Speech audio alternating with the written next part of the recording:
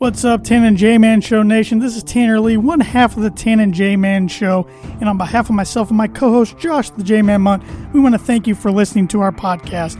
While you're at it, on whatever platform you're listening on, please hit that subscribe button. And if it happens to be on Apple Podcasts, please give us a rating and review. That really helps us out.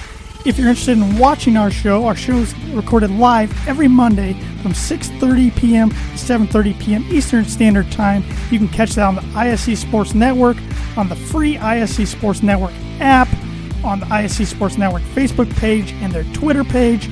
While you're at it, on the social media channels, please give us a like on our Facebook page. Please give us a follow on our Twitter and Instagram page at Tan and J-Man Show. And if you want to support our podcast and look great doing so, we have a merchandise store. You can go to any of our social media pages, click the link, click Tan and J-Man Show store, and you'll find whatever you're looking for. Short sleeve t-shirts, long sleeve t-shirts, coffee mugs, you name it, we got it. So thanks again for supporting the podcast. Now sit back, relax, and here comes another exciting brand new episode of the Tan and J-Man Show.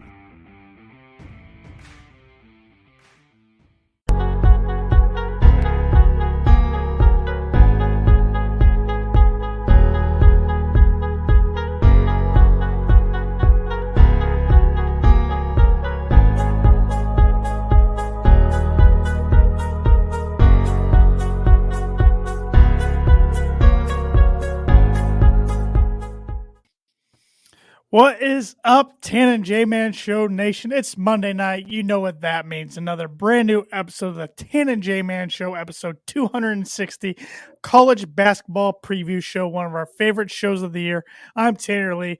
Alongside with me on the screen from the great state, I guess some call it, of Illinois, Josh the J-Man Munt. What's going on, J-Man? You know, ever since I moved here, people have said, you're moving the wrong direction. You stay where you were.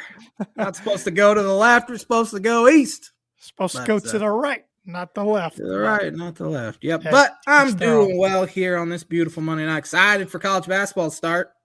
Yes, it is here. It's upon us. Ready or not, here it is. It's been fun seeing all the predictions and the analysis and the guesses and everything from the experts. But now you get the predictions from the two experts that matter most. I tried to say that with confidence with a straight face. Couldn't do it. I should have kept my predictions from last year just to see. I think, did we both have Iowa winning? Well, winning what? Big Ten? The Big Ten last year. I can't remember. I think I might have had Illinois. You had Illinois. For the fact that I thought they'd be good. I do know I was looking at our bold predictions for 2021, and both of us are doing awful, by the way. I do know we made those in January, of course. You had a Big Ten team winning it all come March. Yeah, and I think I said it was Iowa was going to win it. And, of course, they get knocked out by Tennessee. Right. But I couldn't have told you who they got knocked out by. That's impressive memory. They got whooped in the Oregon, not Tennessee, Oregon. Yeah, that was in Baker's Life. Yeah. Which, it was such a weird tournament last year. Formerly called. Yeah, it just seems like a blur to me. I mean, it really does. Of course, Purdue got knocked out by North Texas, and the whole year last year was just weird. Yeah. I'm glad things are more back to normal for this year. Yeah, you had no fans, which they're back, which is so nice. Places will be rocking tomorrow night, I believe. Does Purdue play tomorrow? Yes. Bellarmine, some school I've never heard of. I think so. I guess. Must be brand new to Division I. And then they play Indiana State on Friday at home. Gotcha. You ready to hear some Birdie Bogey? I am. I'm ready to probably get it wrong, but I'm ready. It's a baseball one. Oh, great. Buster Posey has announced his retirement. Posey is one of two players all time to win an MVP, Rookie of the Year, and win 3 World Series titles. Wow. It's a difficult one, but obviously this guy's an all-time great. Mm-hmm. Posey is one of two players all time to win MVP, Rookie of the Year, and 3 World Series titles. Birdie Bogey is brought to you by Noble Gnome LLC for fresh, locally grown, nutrient-dense produce. Bryce and Katie Romine of Mentone, Indiana. Like them on Facebook, follow them on Instagram, and check out their website, noblegnomellc.com. Get your veggies! Yes, sir. Yes, sir. What do you want to start with tonight? Well, why don't you? We have an action-packed show tonight. We have a lot to go over. We have college football, NFL, and college basketball, of course, since this is our preview show. Why don't we get the on this day out of the way here? That works for me. On this day in 1951, New York Yankees catcher Yogi Berra won his first of his 3 MVP awards. Yogi. He had some legendary quotes. Sure did. On this day in 1966, Frank Robinson, Baltimore Orioles outfielder, selected as AL MVP. It was his first player ever to win MVP in both leagues. I would not have guessed that would have been him. Me either. On this day in 1966, President Lyndon B. Johnson signs an antitrust immunity to AFL-NFL merger. AFL-NFL, yep. I do not know what that Could you name the original 8 AFL teams? Could not tell you. I think the Dolphins were one of them, weren't they? Not originally. They joined a few years after the original 1960, but it was all 4 AFC East or AFC West teams, and a majority of the AFC East also the Houston Oilers. I did not know that. Mm-hmm. On this day in 1989, Chicago Cub Jerome Walton wins NL Rookie of the Year. Never heard of him. Did nothing after that. On this day in 1997, who was named the first manager in Tampa Bay Devil Rays history? Oh, I should know this. Leland was down in the Marlins. I got nothing. Former Chicago Cub and New York Yankee pitching coach Larry Rothschild. Oh, okay. Not who I thought it would have been. So you know what? That's going to do it for On This Day. There was not a very good list this week. That was a short one, but which is probably good for us. Probably good for us this week. But the On This Day segment, like it is every week, is brought to you by Performer Print House. If you're looking for a trustworthy, dependable resource for your next trade show, company picnic, or sales meeting, Performer Print House has over 50 years combined experience in promotional products and commercial print. They strive for fast and efficient response to all your print needs. You need to look no further. Let them be your one-source print and promotional company today by giving them a call at 574-210-3815. You had a pretty good sports week, specifically in college football. I can't remember the last time I've had this good a sports weekend. It's been years. You were due. Years. I mean, Purdue pulls off another top 5 upset, which I predicted on the show last week.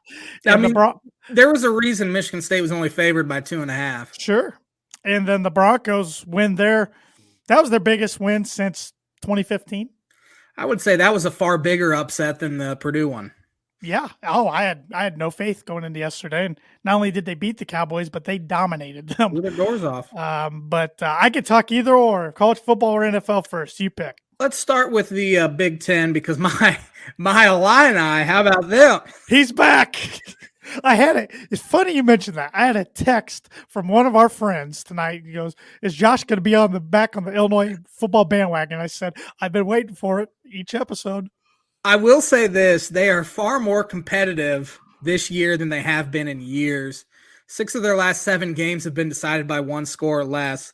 So the defense is given maybe a little hope for the J-Man jumping back on the bandwagon. If they can find a halfway decent quarterback, they can be decent. It's weird how Bielema kind of threw his guys under the bus and then they responded. See, I don't think he really threw guys under the bus. The players weren't mad at all because he kind of threw the offensive line under the bus saying, well, 10 of the 12 guys that were recruited to play offensive linemen aren't even on the 2 deep. Well, you know what? All 10 of those guys aren't even on the roster anymore. They transferred away. So he wasn't ripping on the team. He was ripping on the previous coaching staff, which previous coaching staff deserved ripped. But they're real close to being 6-4. Yeah. But just got to find a way to win. Yeah, they are. It's, the bowl picture around the Big Ten is pretty fascinating right now. Purdue is bowl eligible for the first time before the bucket game since 2007. That's just crazy to me. It's been that long since you didn't have to wait till the last week of the season to see if your team was going to be bowl eligible or not. They got a chance here. At Ohio State's going to be stupid tough this weekend. But after that, they play Northwestern at Wrigley and then Indiana at home. They might have a chance at 8 wins. I would say if they don't get to 8 wins, it'll be a disappointment. Yeah.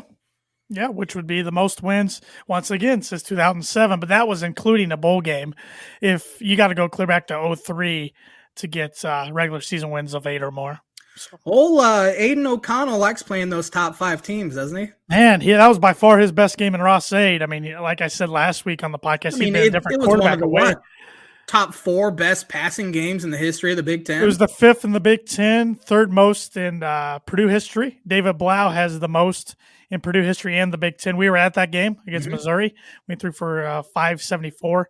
Curtis Painter's 2nd in Purdue history, and now Aiden O'Connell, the walk-on from a couple of years ago. He played great. Some people were arguing about it on the Purdue message boards if it was the greatest Purdue quarterback performance of all time. Because, Blau went nuts passing yards wise against Missouri, but he did throw a pick or two and they lost. Yeah. So a lot of people were saying, Greasy had a good one against number 1 Notre Dame years and years ago. Drew Brees had an almost perfect game in 1999 against Minnesota.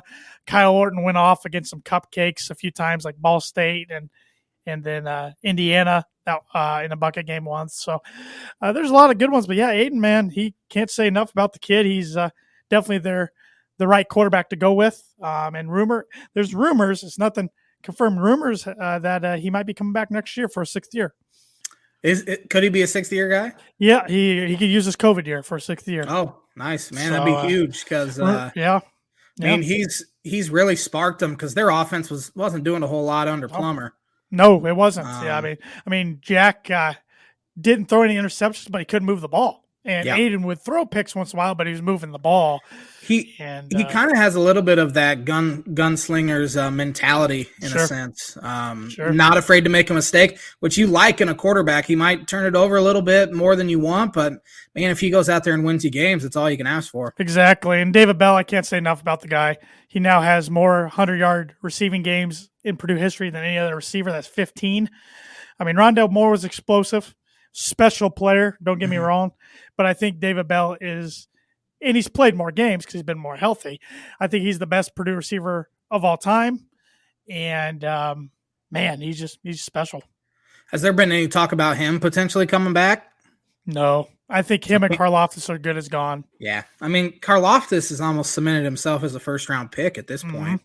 I think Bell will end up being a second-round pick, but man, I mean, if he played for Alabama and put up these stats, he'd be in the Heisman contention right now. He kind of reminds me of Jarvis Landry a little bit. Not super fast, but great route runner, catches everything in his vicinity, and just so ridiculously strong. Yeah, I say Reggie Wayne. Jarvis is a good one, that's too. That's a really good one as well. Yeah. So, he's a special talent. I mean, he went nuts, and even though he went nuts, he wasn't even the best receiver in the Big Ten on Saturday. Yeah. I mean, the kid from Ohio State went nuts, and then starts with a D on Penn State. Dotson? Couldn't tell. Yeah. He had like 240 against Maryland. So, I mean, the Big Ten's got some talented wide receivers. Yep. But also around the Big Ten, Ohio State survived a scare at Nebraska. And Nebraska's officially can't make a bowl now, but they sound like they're going to renegotiate or restructure, I should say, Scott Frost's contract. But they Scott can't Frost quit him. They can't quit him for some reason. Scott Frost and Nebraska, they got rid of 4 or 5 offensive coaches. Isn't it supposed to be Frost's offense, though? Yeah, it's supposed to be. Funny. Scapegoating those guys. And then what else? Michigan beat Indiana. Indiana officially can't make a bowl now. Man, they're disappointing.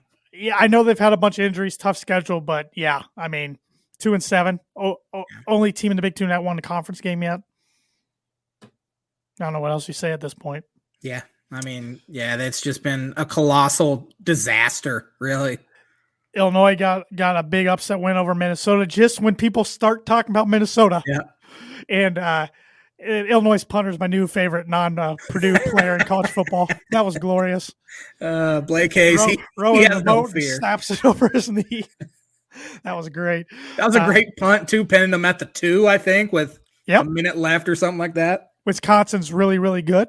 Yeah, they have turned it on ever since that Purdue game, really. Jeez. They kind of broke out because they were looking awful, and I think they're going to end up in Indianapolis. Oh, I think it looks like we're going to get a matchup that we've seen many times, Ohio State and Wisconsin. don't count Michigan out yet. But then Iowa beat Northwestern. I didn't even see the score till this morning, to be honest. I didn't know it was that close of a game. That was probably the boringest game anyone's ever watched. Just interesting races coming down the Big Ten. I mean, the Big Ten West got a 4-way tie in first place. Now Wisconsin owns the tiebreakers over everybody right now, but yeah. You want to go through and pick some Big Ten games? Yeah, let me do my power rankings real quick. That's right. I always forget every week that you do those power rankings. It's been a work in progress. We'll see if I continue it next season. Number 14, we got a new bottom cellar team this week. Indiana fell back to the cellar. They were 13th last week. And the more I thought about it, I'm like, they're the only team who hasn't won a conference game. So kind of have to put them down there. Moving up to 13th from 14th, Northwestern. I mean, you can really flip a coin between those two, in my opinion. Number 12, falling from 11th, Nebraska. What else is there to say that we haven't already said in the podcast? 3-7, firing a bunch of their staff. They still have Iowa on the schedule, and I think Wisconsin. Who do they play this week? No, they're off this week. So I think Wisconsin next week. So I don't think they're going to win another game. At 11th spot, falling from 10's Rutgers. They still got a chance of bowl eligibility, but they're really reeling lately. Mm-hmm. They've really woken up, it seems. Must win for them in Indiana. Yep. Number 10, moving up from 12, Illinois. I mean, you got top 10. All right. Got it. That's the highest I've had them in a long time. That's the highest they've been in 5 years. Got to move them up there. I mean, they take down another ranked opponent on the road. That's twice this year. They're the Road Warriors. Now they just need to do something at home. Yeah. Number 9, staying at number 9 is Maryland. Just kind of there. Number 8, dropping down from number 6, Minnesota. I mean, like I said, they got ranked 20th in the country and then just fell flat on their face. Number 7, staying at 7's Penn State. Interesting team. I mean, they got a decent record, but they play Michigan still and Michigan State. So we'll see where they end up. And I still am staying with that James Franklin won't be there next year. Mm-hmm. Number 6, up from number 8, I put Purdue. I mean, they now 6-3, bowl eligible, and beat a what then was ranked number 3 Michigan State team. So I had to move them up a little bit. Top 5's pretty close to being the same. Iowa's still at 5, Wisconsin's still at 4, Michigan's at 3. But I switched 1 and 2. Michigan State is now at 2. Ohio State has reclaimed the first spot. First time in a while in my power rankings. I think after they lost to Oregon, you had them down. I don't know where you had them, but I think we both said, I think by about November, you'll have them back up at number 1, and here we are. They've been struggling a little bit the last 2 weeks, but they could at any moment put the pedal to the metal, click on all cylinders, and beat a team by 4 touchdowns pretty easily. Yep. All right, picking games now? Yep, let's do it. Michigan at Penn State. Penn State is a 1-point favorite. And this is my 1-point game because this was a really tough one. I thought I could see go either way, but I think Michigan's slightly the better team. I'm going to Wolverines on the road. I'm giving the home team the benefit of the doubt here, and I have Penn State for 1. Yeah, that's so it's a coin flip, as is indicated by the spread. If Michigan can win out, including the Big Ten championship game, of course, they will be in the playoffs. So this game's huge. They need them. Northwestern at Wisconsin. Wisconsin for 6. I have Wisconsin for 6 as well. I struggle to see Northwestern scoring more than. I don't know if Northwestern gets out of the single digits. Yeah, I mean, Rutgers' offense hasn't been that bad this year, and Wisconsin went to East Piscataway and only allowed 3 points. So yeah. Speaking of Rutgers, they play at Indiana. Indiana is 7-point favorites. And I'm going with the Hoosiers to get their first Big Ten win, but I'm only putting 2 confident points on it. I have 2 points on it as well. If Indiana doesn't win this one, it could get ugly there. Are you're taking Indiana then? Yeah, for 2. Purdue at Ohio State. Ohio State is a 20-point favorite. Yeah. I think the spread will fall a little bit by game time, but not too much. It's a 3:30 ABC game. So the same time slot, the same channel that Purdue beat Iowa and Michigan State on.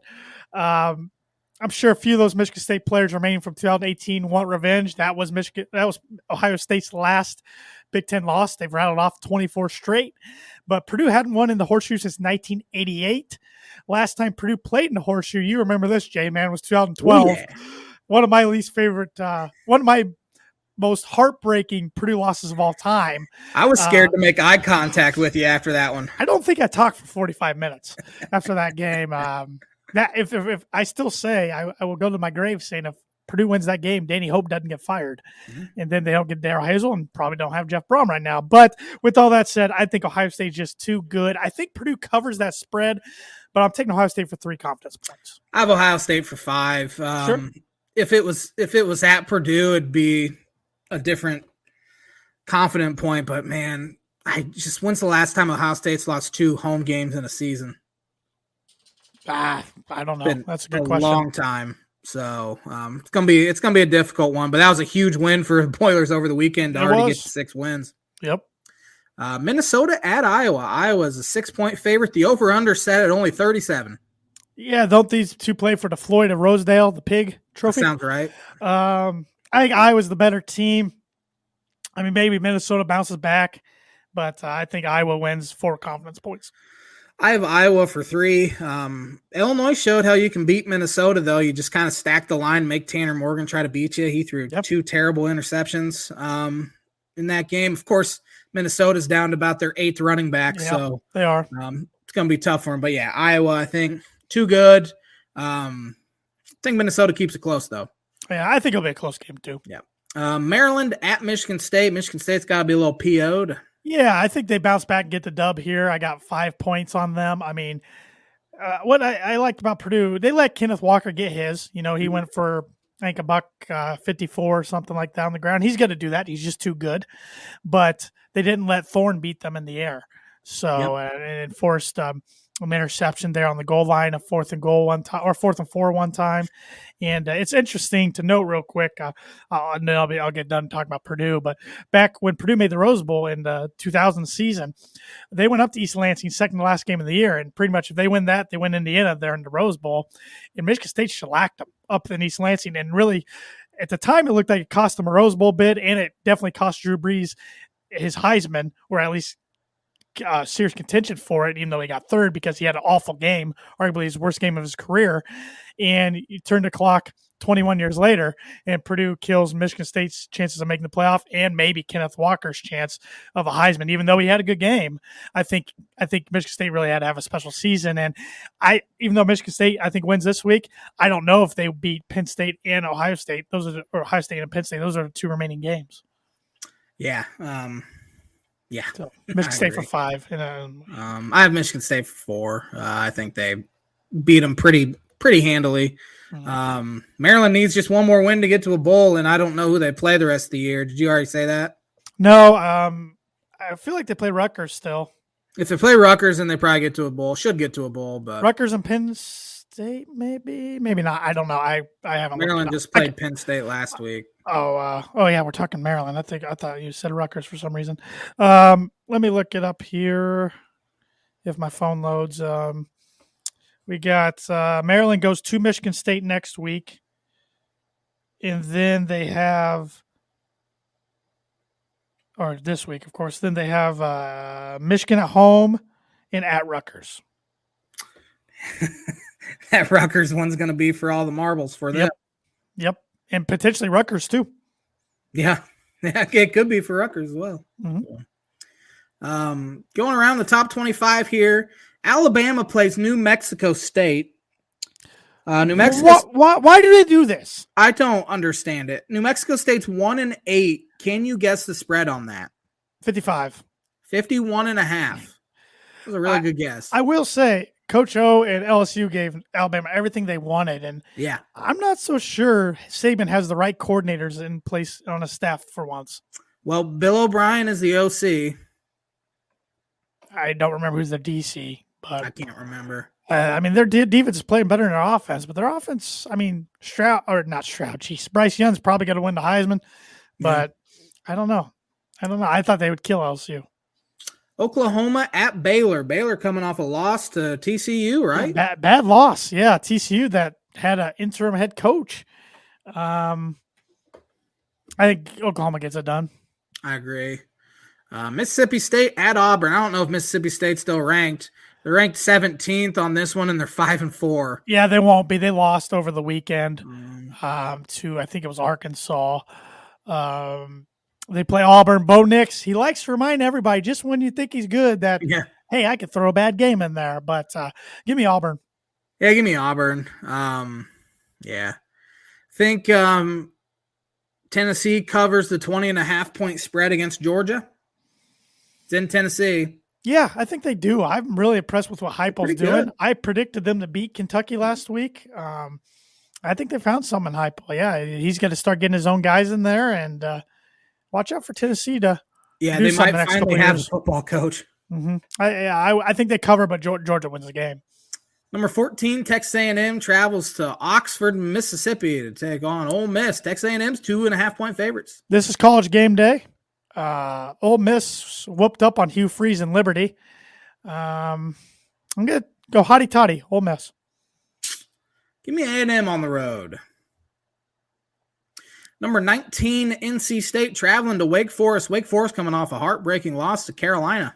Heartbreaking loss, but didn't count against their conference record because that was counted as a non-conference game. Neither team was supposed to play each other. A couple years ago when the schedule came out, and they made sure they played each other, but the ACC wasn't going to count it, so that's a crock of crap. If I'm the other ACC team, I'm mad because Wake Forest is still undefeated in conference. Yeah. I think the storybook, and I called North Carolina last week, by the way. I just want to remind everybody of that. I think Wake Forest, it's been fun. It was a great start, great story. I think NC State wins this game, ultimately wins that side of the ACC. Carolina was actually favored last week. They were. Give me Wake Forest. I think they bounce back at home. Could Notre Dame get a loss this week at Virginia? Place will be rocking. Virginia puts up a lot of points, but they also quarterback Notre Dame's probably played all year. Yeah, they also give up a lot of points, it seems like. I think Irish win a tight one. This will be the J-Man's Book It prediction of the week. Give me the Who's. Notre Dame is 5.5-point favorites. I think Virginia beats them outright. I think you predicted that before the season started. I don't know. I think that was one of your one of your 3 losses you had Notre Dame or something. Yeah, we need Notre Dame to lose, so there's not that constant. Should Notre Dame be in the playoff? Notre Dame fans need to be rooting for Purdue hard. Yeah, not only to knock off Ohio State, but for strength of schedule. Yeah. J-Man's Book of Prediction of the Week brought to you by Indiana Farm Bureau Insurance Agent Travis Watching. For life, home, auto, renters, business, workers' comp, and farm insurance. Contact Travis at 219-869-4561. His email is travis.watching@infb.com. Did that read with nothing in front of me. Impressive. Rolled off the tongue. What a memory. This is an interesting one here in the Mountain West. We have 7-2 Nevada, 4-1 in the Mountain West, traveling to number 24 San Diego State. Yeah, it should be a fun one. Carson Strong has 3,200 passing yards and 25 touchdowns for Nevada this year. Don't talk about that guy around me, please. I still have nightmares when he's 4th string and came in and beat Purdue in the 2019 season opener. He's obviously pretty dang good. I know. He was literally 4th string that week. But, give me the Aztecs at home. Yeah, they're 2.5-point favorites. I think they win. I have not watched a Mountain West game this year. I haven't stayed up past 10 on a Saturday this year. I used to love watching the Pac-12 at dark games, but can't do it anymore. Now this daylight savings time ended. It's confusing me and making me really tired. Man, I'm telling you, being in the central time zone, I'm driving home from work. It's 4:15 and the sun was below the trees. That's depressing. It was awful. In a few weeks in December, it's going to be even worse. Yeah, it's going to be terrible. It's going to be like 3:45 and the sun's going down. Moving on. NFL here. This real quick. You got anything else? Nope. It was a fun, wild college football weekend, and I think we're going to get wild weeks here on out. 3 winners, 3 losers. Did you by chance calculate who won the belt this week? I did. It's staying home. It is staying home? Yep. The game that hurt you and helped me was I had more on the Ravens. The Ravens play. Minnesota? The Vikings. I had 10 on the Ravens. Yeah, he had 10 on the Ravens. I only had 4. Shoot. Yeah, that was kind of the difference because the only game we differed on was the Browns-Bengals. And I only had 4 on the Bengals, and you had 1 on the Browns. For 1, yeah. So. Yeah, because we both have the Steelers tonight, I believe, for the same 13. amount. Mm-hmm. Yep. Well, I think I won by 2 or 3 points this week. Fiddlesticks. So, yep. 3 winners, 3 losers.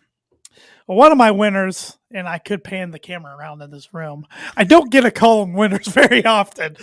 The Denver Broncos, and I'm not just because they have a winning record of 5-4, but they're playing the team that a lot of people were saying is the best team in the NFC in their house and kicked the living crap out of them. Yeah, I know the score indicated the game was a lot closer than it was. I mean, the Broncos were up 27-0 at one time.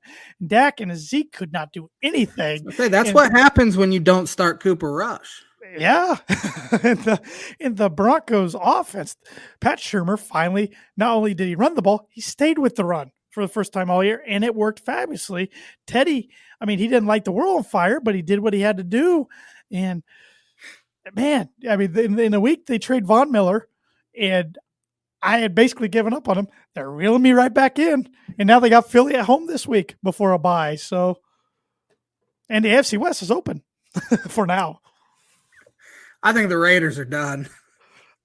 Yeah. The Raiders just when it looked like they were getting things going, the Henry Ruggs incident, and then they lose to the Giants. Yeah. Cleveland Browns are one of my winners. Mine going too. On the road. I think OBJ is a cancer. Baker sucks though, Josh. Baker's the problem. Baker's the problem. Yeah, he lit it up pretty good yesterday. OBJ, I mean, he was a cancer in New York, cancer in Cleveland. He's going to ruin some other locker room. Yep. It's the reality of the situation. Absolutely. So, my other winner, because I had the Browns as winner, the Tennessee Titans. Yeah. Sunday Night Football last night, they go into L.A., punch the Rams in the mouth. No Derrick Henry, no problem. And it helps when you pick off Stafford back-to-back plays, and one of them was for pick 6, and the other one might as well have been for a pick 6. I've said this a while. I like Mike Vrabel. His teams are just tough. Tough. And Colt fans, just when they think they got a glimmer of hopes to get back in the AFC South, Tennessee just doesn't lose. Yeah, Tennessee has a lot of injuries on defense, too. Their secondary is ravaged with injuries, and they couldn't pull off a trade at the deadline last week. Mm-hmm. And their defense continues to play really, really well. It's kind of a next man up philosophy. My last winner here, I had the Titans as a winner as well. My last winner, Arizona Cardinals, playing without Kyler Murray, without DeAndre Hopkins, going into San Francisco, and Colt McCoy plays really well. I really, really think Kyle Shanahan's on the hot seat, and he should be on the hot seat, as should John Lynch, for that matter. And I even though I was just, praising the Broncos for this week's effort, I mean, I don't think Vic Fangio's in the clear by any means. I still think he has to make the playoffs to keep his job. And if he gets fired and Shanahan gets fired, even though, he would get fired for bad performance, that's still who I would want the Broncos to hire as the next head coach. Yeah. I think my favorite team's coach will get fired, and that's who I want their first call to be. Yeah. Who knows if the 49ers make that decision, but man, it's been disappointing for them, and I think they should just play Trey Lance the rest of the year. They need to get him healthy, and then they need to roll with him because Jimmy G's not the guy. Yep. 3 losers. Well, San Francisco Niners are one of my losers. Like you said, I mean, at home, you're playing against one of the best teams in the league, but they don't have their quarterback, don't have their best wide receiver. And you're not even close. Not even close. And you get George Kittle back, and you're not even close. Yeah. So just a disaster going on in San Fran. And some idiot predicted them on their game-by-game season predictors to lose like only 1 or 2 games. You do that every year for them. I hate it. After all that's happened this week with the past week with the Raiders, they're an absolute loser. I think Henry Ruggs is going to go to prison for a long time. As he should. And he made the decision to go out and do what he did. So we shouldn't deserve any sort of sympathy, but man, 22-year-old kid having his life completely ripped out from under him because of a decision he made. It's a pretty sad situation all around. Oh, absolutely. It's awful. I mean, but this day and age with Ubers, Lyfts, Yep. Even No still, excuse. taxis, friends, no excuse to get behind the excuse. wheel when you've had too much to drink. 156 miles an hour. Yep, and made impact 127. Yep. So he's going to go away for a long time. Their first round pick last year, they just waived him today because he was making threats with a firearm. I just saw that before we started the pod. So it's been a mess for their first round picks in 2020. The Raiders are gutter Raider. Yeah. They're never going to change. And we don't even talk about the fact that they lost to the Giants. Yeah. And they were winning the division coming into yesterday. So I could see things folding in on themselves and maybe even lose out or something like that. But Raiders are one of mine. Cowboys are one of mine. Getting Dak back, losing a home game where they were favored by, I don't know how much they were favored by. I think it was like 12 or I was going to say, something I think it was double digits. They didn't play well. Broncos played unbelievably well. Yeah, don't know where that came from, but I'm not complaining. Cowboys are one of my losers. My other third and last loser, the Buffalo Bills. Me too. That's the worst loss any team's had all year. 9-6. You go into Jacksonville, you can only put up 6 points. You have one of the best offenses in the league, one of the best quarterbacks in the league, and the Jaguars just are not a good football team. Terrible. I know it was a crazy Sunday in the NFL with a lot of unexpected results and upsets, but wow, that was bad. Just when I want to pencil them in as my AFC representative in the Super Bowl, they go and pull that. Nobody wants to win the AFC. It's wide open. In the AFC East, there's a team that's coming. It's a New England Patriots. And I hate it. I hate it. Yep. Mac Jones is going to be great. I know. I know. Miserable. Here you go again. Yep. All right. Tanner won the belt. I'm guaranteed to get it back this week, though. I think you said something like that last week. I did, but right it was a bad week for any sort of fantasy sort of football. It was a bad week for me. You lost to a guy in our fantasy league who had one win. Yeah, the worst one ever. And I was sitting pretty at third in our league, and I lost to our good friend Connor Thompson. I hope he listens to this. Scuba Squad. Trash.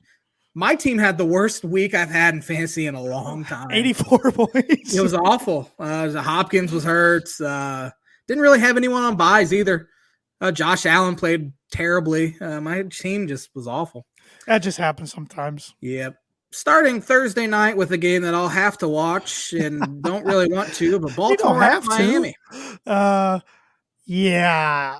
No Baltimore plays. Baltimore survived one yesterday. They probably should have lost against the Vikings, which was weird to watch. Two teams wearing purple.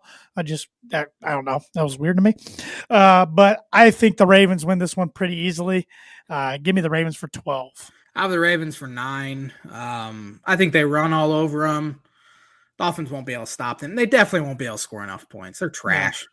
I tweeted yesterday that was the most unenjoyable win I've ever watched. Hey, they tried to get a new quarterback before the trade deadline. So five turnovers, and they somehow that just shows how bad Houston is. For one, they're not winning another game. Jacksonville will beat them, the next time they play. Atlanta at Dallas. Yeah, interesting one here. Atlanta would be in the playoffs if the playoffs started today. They had a big one. I think Dallas bounces back at home. If not, there's trouble in paradise there. Dallas for 7. I have Dallas for 8. I think they bounce back. New Orleans at Tennessee. I made this prediction before the Titans won last night, so I'm not exactly thrilled with it. I made my predictions earlier today. Trevor Siemian tried to lead a crazy comeback. They got the lead, but then the defense couldn't hold Matty Ice getting his team in field goal range, so they drop a home game. I don't see them win on the road. I liked how Tennessee played last night. Give me the Titans for 5. Oh, man, you and me both. I have the Titans for 5. I thought you were going to have them for like 12 or something like that. No, I'm not that confident in them. But I think they win pretty good, though, after beating L.A. last night. Oh, they should be feeling high and mighty. Jacksonville at Indianapolis. Yeah, Indianapolis got much needed win on Thursday nights, but Jacksonville now coming off a win, so Indy's got to watch out. But it's in Lucas Oil. I got the Colts for 10. I have the Colts for 14. That's my highest confidence. Wow. Colts are significantly better. Yeah. And it's at home. Cleveland at New England. Toughest game of the week for me to predict. Yep. I got the Patriots for 1 point. Who are you taking? Pats for 1. I have Cleveland for 1. You're Cleveland born. It's showing. I am. 2 weeks in a row, Cleveland for 1. Got to show that Cleveland proud. Cleveland pride. Screwed that up.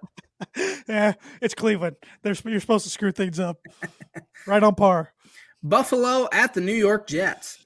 Buffalo bounces back. If not, then Yeah. Buffalo for 11. I have Buffalo for 11 as well. Detroit at Pittsburgh. This is my 14-pointer, even though the Steelers haven't even played yet tonight against the Bears. I just think the Lions are awful. Steelers for 14. I have the Steelers for 12. I think they blow them out. Tampa Bay at Washington football team. Both teams coming off a bye. I think Brady and this offense is way too much for a Washington football team defense that's been really disappointing. Give me the Bucks for 13. I have Tampa Bay for 13. You cheater. Both teams, as you said, coming off a bye. Tom Brady's pretty good coming off a bye. I don't think Washington has a chance. Yep. Carolina at Arizona. Yeah, can't figure out this Carolina team. I just don't think they're that good. Arizona's at home. Not sure if they'll have Kyler or DeAndre back, either or both. But either way, Cardinals for 9. I have the Cardinals for 10. I don't think it matters who's playing quarterback for him. Colt McCoy's a pretty dang good backup. Yeah, it's not bad at all. Minnesota at the Los Angeles Chargers. Sorry, Logan Strim. I don't think I've picked the Vikings once. It's not happening this week. Chargers, but only for 4. I have the Chargers for 4. We're real close again this week. The Chargers got a good win over the Eagles yesterday. So Herbert, big win. He's a stud. Herbert's a stud. Yep. Philadelphia at the Denver Broncos. I'm feeling good again. I shouldn't be, but I know one of my dad's good friends and a good friend of the show, an avid watcher every week, Sean Shriver. He thinks the Eagles are really close, and they do have 2 or 3 first-round picks. He thinks they're going to be a contender this year or next year, if not next year, 2023. He might be right about that, but I just don't think they're very good right now. I think Denver's defense gives Hurts problems next week. Give me Denver for 6. I have Denver for 3. I think Philadelphia can keep it close. Mm-hmm. Denver coming off that huge high of winning in Dallas. I could see them falling back a little bit, but I still think they ultimately win. Seattle at Green Bay. It looks like Russell Wilson might play this week. Yeah, and that changed my pick. I was going to pick Green Bay, even though it might be hard for Aaron Rodgers to be ready. I think the closest he can be ready is by Saturday. Jordan Love was not good against Kansas City. Tough environment to play in your first start. But with the news of Russell coming back, give me Seattle on the road for 3. I have Green Bay for 7. I'm betting on the fact that Rodgers is back. That could be the deciding factor right there. I don't think Green Bay wins if Jordan Love's starting. No, I agree. Kansas City at the Vegas Raiders. I'm not watching this game. I can tell you that much. Yeah, I still don't think Kansas City's that good. Oh, their defense isn't good. That well. Patrick Mahomes, I still think he's a fantastic quarterback. One of the best, if not the best in the league, talent-wise, but he's not the Mahomes he has been the last couple of years. Something caught up to him. I wonder if he's banged up or something. Something's up there. I think Kansas City gets this done, but I'm only putting 2 points on it. I have Kansas City for 2 as well. Yeah. As you said, they didn't. I mean, how many? They scored 13 points? Yeah, against Green Bay. Offense isn't clicking like it used to. They can't run the ball whatsoever. And those contracts are catching up to the team too. Yep. Final game here: the Rams at San Francisco. Yeah, it'll be interesting to see if Von Miller makes his debut. Thought he was going to last night, but his ankle's still giving him problems. But I think the Rams are just that much better than the Niners. Give me the Rams for 8. I have the Rams for 6. Niners are rough. They're rough to watch. They used to be so fun to watch. And teams in the bye week for your fantasy considerations: the Chicago Bears, the Cincinnati Bengals, the Houston Texans, and the New York Football Giants. Yes, sir. Big Ten basketball preview. I'm excited. And my word association goes right into that. I gave you a long list here of Illinois players. Oh, boy. Past players. And I want to know your first word or thought that comes to mind. And I don't have these in chronological order.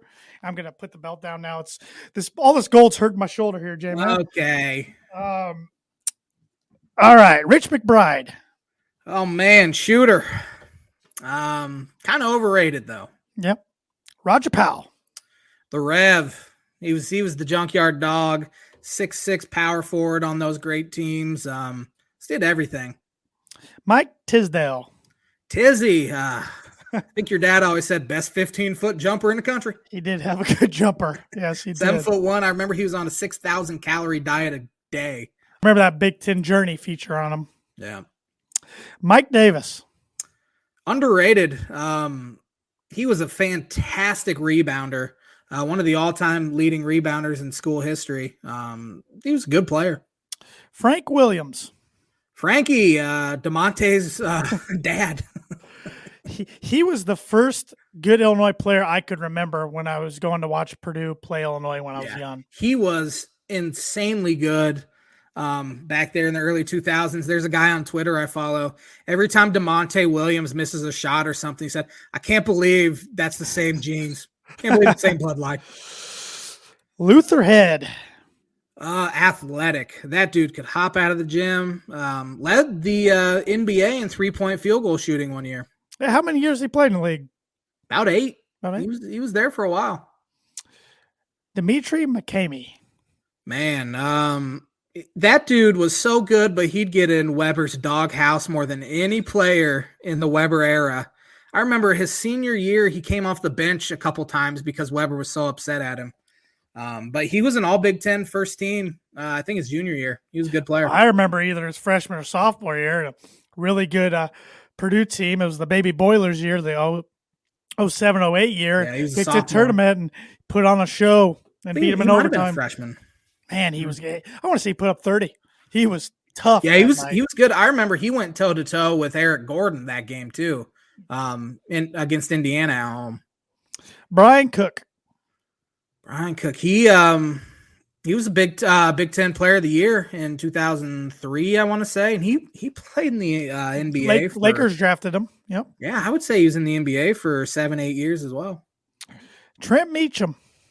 He was just hired by Big Ten Network. Why I put him on here to be a commentator. He great shooter. He was on that really good Illinois team in 2008.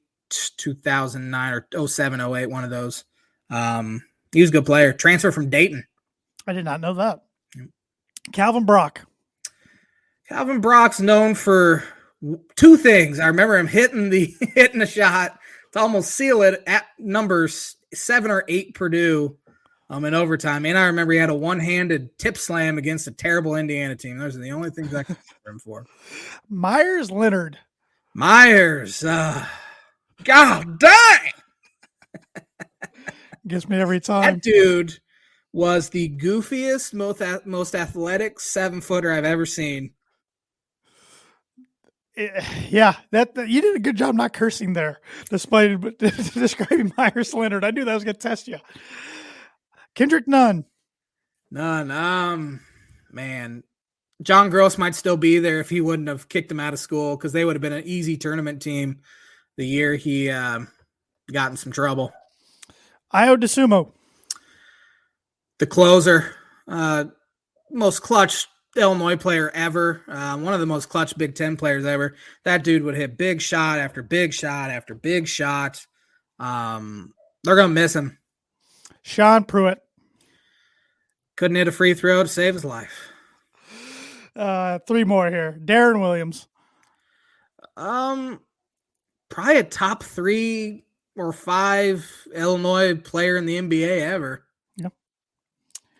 D. Brown. Legend.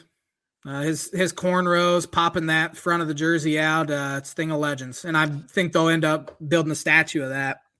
And Brandon Paul. Oh, man. Frustrating, but also really good. That's what made him so frustrating. He's really good, but then he'd have a game where he'd turn it over 9 times.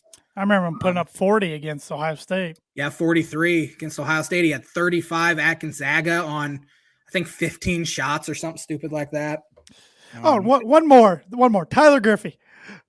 Oh, man, he's known for one thing and one thing only, and that's that layup against Indiana. Indiana. Had to bring that up. Had to. Had to bring that up. And the word association segment is brought to you by Rhett Lee, attorney at law. Rhett Lee and the law office of Andrew Akey, LLC, are located at 206 4th Street in Logansport, Indiana. Rhett provides legal services to the people of North Central Indiana and practices criminal defense, family law, and personal injury. If you need a lawyer who cares about your results and will fight for you, call Rhett today to schedule a free consultation at 574-722-2221. This episode's brought to you by The Dam Landing. Whether you want an epic burger, hand-tossed pizza, hand-breaded tenderloin, seafood, craft beer, or a handcrafted cocktail, The Dam Landing is the place to be. Dam Landing is a bar and grill located on beautiful Lake Manitou, focuses on freshness and quality. You can wash down their delicious food with one of their 16 beers on tap, including a constant rotation of today's best microbrews and domestic flavors, or a handcrafted cocktail made using fresh ingredients. Taking the fantastic views of Lake Manitou and their beer garden or outdoor bar area, whether we boat or wheels, the Dam Landing is the place to be, located 1305 Ewing Road in Rochester. Over the weekend, they had what they called the hot smoke. Ooh. They had Central Texas-style brisket, chopped brisket, ridiculously moist smoked turkey, low and slow pulled pork, and baby back ribs by the bone. Man, where was I? Friday and Saturday, 5 p.m. until sold out. So I'm guessing they will do that again this weekend. Get yourself some BBQ. I love myself some good barbecue. Me too. Just like I love myself some golf. Some golf. And speaking of golf, this episode of the Tan and J-Man Show is brought to you by Circle 15 Golf. Circle 15 Golf is a brand focused on bringing tour quality products and experience to the everyday golfer. Built on 25 years of tour experience, featuring the Genesis glove, the most durable and comfortable glove available, and the patented Glove Hub, the first and only glove humidor on the market. Find those products and more at circle15golf.com. I have each Big Ten team ranked here. So did you do that? I did, my friend. I did. I say we start with number 14. Who you got finishing dead last? The Minnesota Golden Gophers. Same. I'll be shocked if they win 3 conference games. They added 7 transfers and a new coach from Xavier assistant, Ben Johnson. Glad you said his name because I couldn't think of it today. I just know Patino went to New Mexico.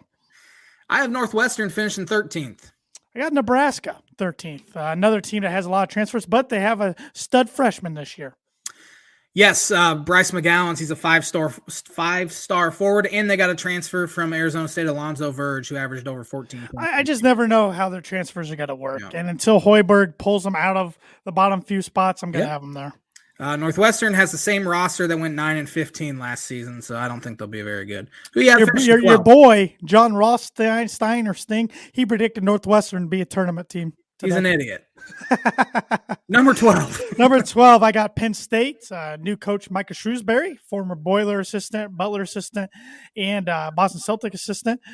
But he lost a lot. He lost his backcourt, and I think that's going to hurt him. However, they added transfers forward Greg Lee, who averaged 13-7 at Western Michigan, guard Jaheim Cornwall, who averaged 14 points per game at Gardner-Webb, and then Jalen Pickett, who averaged 13 points per game, 6 rebounds, and 5 assists per game at Siena.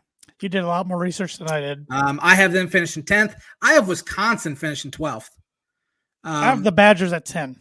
They lost Demetric Trice? Yeah. Demetric Trice to old age. And Nate Reavers and Micah Potter. Jonathan Davis, I think, will have a big sophomore leap, and Brad Davison's back. Yeah, I got them. Who you have finishing 11th? Northwestern. I have Nebraska finishing 11th. I think 9 through 14 is not going to be good in the Big Ten this year. I agree. Who do you have finishing 9th? The Iowa Hawkeyes. I agree. They lost Garza and Wieskamp. They did add 6'9" transfer from North Dakota, Philip Rebraka, who averaged 17 points and 7.5 boards per game. I think Keegan Murray could be an all Big Ten team. Bohannon's there for his 17th year. McCaffrey's still there. Both McCaffreys. Yeah, both McCaffrey. Yeah, and all 3 of them, including their dad, the coach. Yeah. I think the Hawkeyes lost too much. Who you have finishing 8th? The Rutgers Scarlet Knights. I have them finishing 7th. Geo Baker's back. I about cried when he came back because he's just a Purdue killer. But they lost Jacob Young. Yep. And they lost Johnson. His first name's escaping me. He's on UCLA now. Miles, yeah, he's a shot blocker. So they did add a transfer big man, Andre Hyatt from LSU, who started, I think, 14 games for him. But Ron Harper's back as well. Yep. I think they'll be pretty good. I haven't finished in 7th, though. I have the Indiana Hoosiers finishing 8th. They lost Al Durham and Armand Franklin. They did add transfer Xavier Johnson from Pitt, who averaged 14 points and 5 assists. Miller Kopp, who's a good shooter, who averaged 11 points at Northwestern.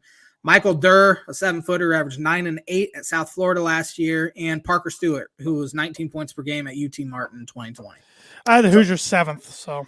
You have them 7th. Who you have 6th? Well, I do want to go on record real quick. I think these top 8 teams are in the tournament for me. I agree. So I don't want Indiana fans jumping down my throat right now, but I got to see how Woodson does first. They have a very easy non-conference schedule, so I expect them to have a great record and probably be ranked come conference play, but we'll see. 6th, I got the Michigan State Spartans. I as well. They lost Aaron Henry, Rocket Watts. They have a big man rotation where they could play 4 guys. They have Gabe Brown, Julian Marble, Marcus Bingham, Matty Sissoko. They averaged transfer Tyson Walker, who averaged 19 points per game at Northeastern last year. Max Christie's going to be a stud. He's an incoming freshman. Malik Hall, you got to think's probably got a little better. So this could be a dangerous Michigan State team. Don't get me wrong, but this is kind of the new norm for Michigan State. They haven't been the favorite the last couple of years. Yeah. So both haven't finished in 6th. We have 3 minutes left, so let's go through pretty quick. I have Maryland 5th. Yep. I have Michigan 4th. I have Ohio State 4th.